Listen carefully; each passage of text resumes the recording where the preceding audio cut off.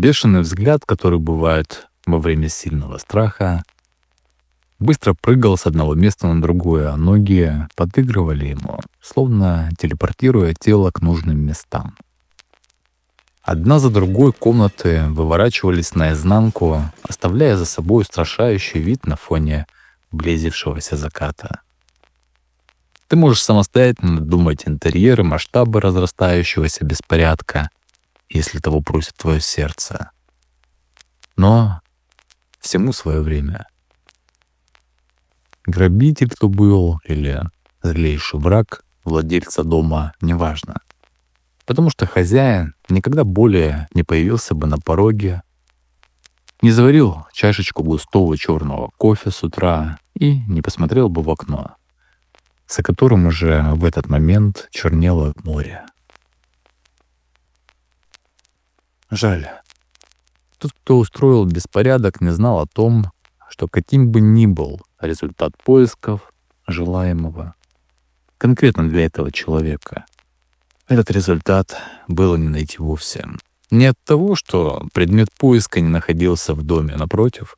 Самые очевидные открытые места порой лучше любого сейфа за потайной стеной.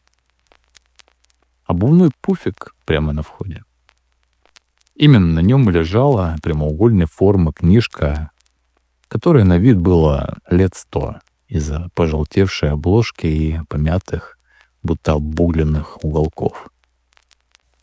Конечно, если бы неудавшийся грабитель был чуть более воспитан и решил снять обувь перед тем, как приступать к погромам, то все пошло бы куда более спокойно. Однако история не терпит сослагательного наклонения, а люди не меняются. Не так ли? Звук сирен. Столь ужасное и в то же время спасительное. Именно они подсказали дорогу к выходу, который, так кстати, был единственным из-за особенностей расположения дома, смотрящего на бескрайнее море. Так и был найден вожделенный объект, что неизвестный быстро спрятал за пазухой и бросился бежать в обратную сторону от уже виднеющихся, мигающих огней колонны машин и, к сожалению беглеца, нескольких летательных средств, пилоты которых без сомнения определили движущийся объект, появившийся прямо из-за входной двери дома, к которому все и направлялись. Была ли длительная погоня, оценить сложно. Одно известно точно. Не успело стемнеть, как наш уже подозреваемый по делу преступлений государственного масштаба недограбитель направлялся вертолетом в указанное место. Та самая книжка, ставшая причиной, которая привела к этим обстоятельствам, конечно же, была изъята и изучалась по пути следования любопытным служителям порядка, однако без особых успехов. Место прибытия было прямо за изголовьем горного хребта, и оно было не просто знакомо перевозимому преступнику, а, можно даже сказать, родное. Собственно, почему это важно? Все просто. Оно находилось около одного из причалов, где была оборудована полоса для взлета малогабаритных самолетов. Однако при должном умении там можно было бы посадить и куда более грузное судно, что делалось ранее и планировалось сделать снова, но уже по другим обстоятельствам. «Ну и что с того?» — спросишь ты. Все дело в том, что тот самый преступник был владельцем рыболовного катера, который, по случайному стечению обстоятельств, был припаркован в 30 метрах от места посадки. Что интереснее, на нем он и планировал отплыть после бегства из того самого дома. Казалось бы, план побега придумал себя сам. Руки были скованы наручниками, но вот ноги никто сковывать не стал, что стало очередной случайностью или закономерностью.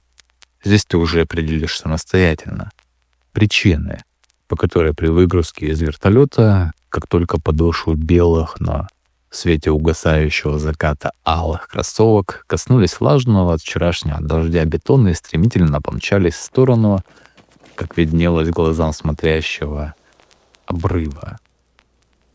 На самом же деле за этим обрывом начиналась береговая линия прохладной и соленой воды, а в том месте, куда изо всех сил стремился незнакомец, был припаркован тот самый катер. Удивительно, не правда ли? Все прошло гладко, насколько это возможно при падении с высоты 3 или более метров. По крайней мере, душа в теле на тот момент точно была на месте. Отчасти падение смягчили рыболовные сети, частично небольшая жировая прослойка, которая придавала румяной полноты телу. Одним словом, с нашим героем беды не приключилось. Быстро собравшись с мыслями, он бросил в сети книжку, которую удачно успел выхватить из рук того самого служителя порядку, и в мгновение оказался у руля катера. Одним движением рук в направлении внутреннего правого кармана достал ключ зажигания, и вот уже на скорости, рассекающей водную гладь, нос судна устремился к горизонту. Поверхность суши с мельтешащими на ней человеческими силуэтами и поднимающимися в воздух вертолетами уже уменьшалась до неприлично маленьких размеров, а звук лопастей, пускай и временно, своими звуковыми волнами по непонятным причинам внушал чувство дежавю, будто это обстоятельство проживалось вновь. Он обессиленно упал на ту самую рыболовную сеть, которая вот-вот спасла ему жизнь, предварительно захватив обеими руками, на которых от наручников уже образовались кровоподтеки, злополучную книжку, чтобы наконец отыскать то, ради чего все было затеяно, и принялся читать, пока его не настигли вновь. Паника. В своем пиковом состоянии дробит реальность на мелкие составляющие, что отключает осознанность и фокус на определенных объектах или явлениях. Это дискоординирует организм, в большей степени подвергая его опасности. Глаза в спешке считывали написанные разными почерками абзацы.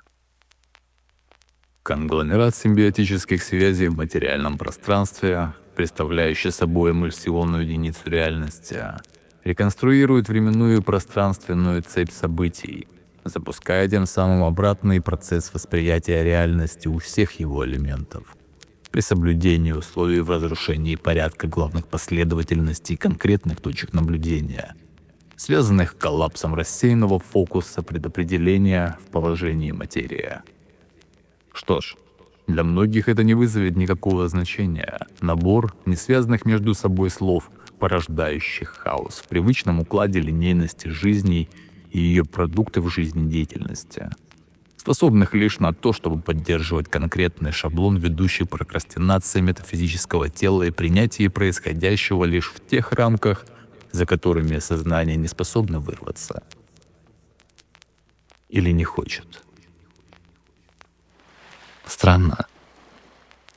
Так тихо. Мир замер. Сердце постепенно снижает интенсивность ударов, и морской бриз, пробиваясь через легкие в кровь, словно наркотик, подчиняет себе мое сознание.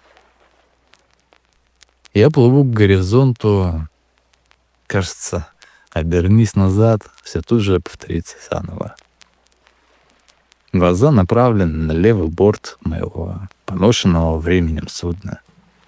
Я практически в бессознательном виде только и могу что прогонять мысли по нейронным магистралям, что будто в постапокалиптическом мире давно запрошено, забыто и больше напоминает руины древнего мира, нежели дороги, на которых можно почувствовать вкус полета и легкости тела, разгоняясь до предельных скоростей.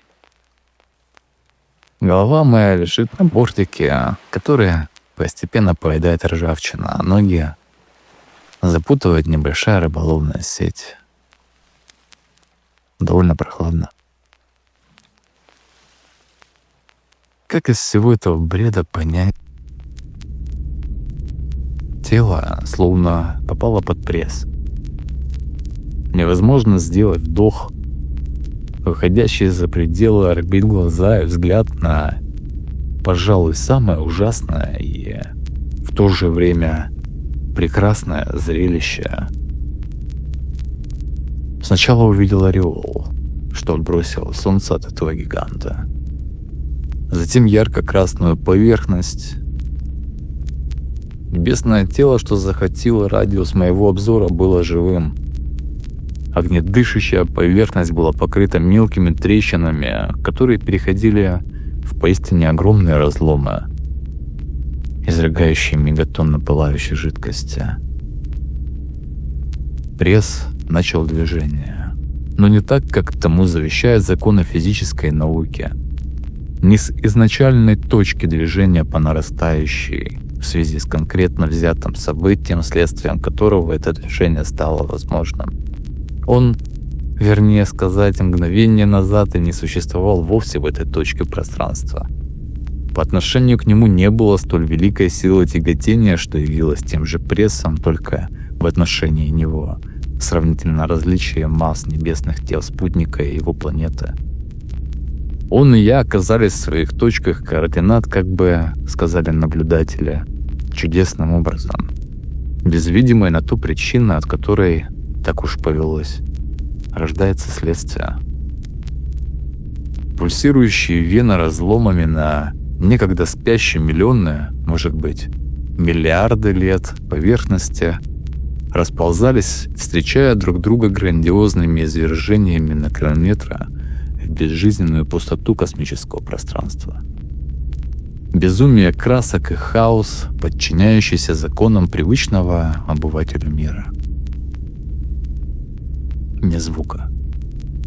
Между нами прослойка, которая позволяет тихо наблюдать приближающийся конец света на голубом шаре, который стал для своих обитателей колыбелью, местом разрушительного господства, самоуверенности и собственной слабости.